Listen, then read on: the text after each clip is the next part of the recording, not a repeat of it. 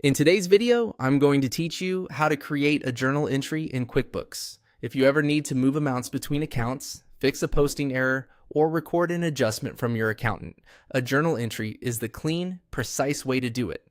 I'll walk you through the process step by step, explain what each field means, and share a few tips to help you avoid common mistakes. Start on your QuickBooks dashboard and hover over the Create menu, sometimes labeled New, to reveal your transaction options. From that list, select Journal Entry. This opens a blank journal form with lines for accounts, debits, credits, and some helpful reference fields. Adjust the journal date at the top so the entry lands in the correct accounting period. This is important for accurate month-end and year-end reporting. If you're posting a prior period correction, be sure the date matches the period you intend to affect. Next, add a journal number. QuickBooks can auto-number, but entering a clear, consistent reference makes later research easier. Many teams use a simple sequence or include a short code that hints at the purpose, like ADJ for adjustment. Now, choose the account for the first line.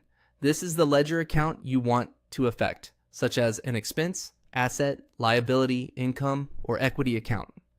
Use your chart of accounts as your guide, and be sure you're picking the exact account that matches the nature of the entry. Enter the debit amount on the line where you want value to increase for assets and expenses or decrease for liabilities, equity, and income. On the corresponding line, enter the matching credit. Debits must equal credits before you can save, so watch the balance indicator at the bottom. If you're unsure which side to use, think in pairs. Increase one account with a debit and offset it with an equal credit to the other account you selected. Add a clear description for each line. This short note explains why the entry exists, which is invaluable during audits and month-end reviews. A phrase like reclassify software expense from office supplies is more helpful than a single word.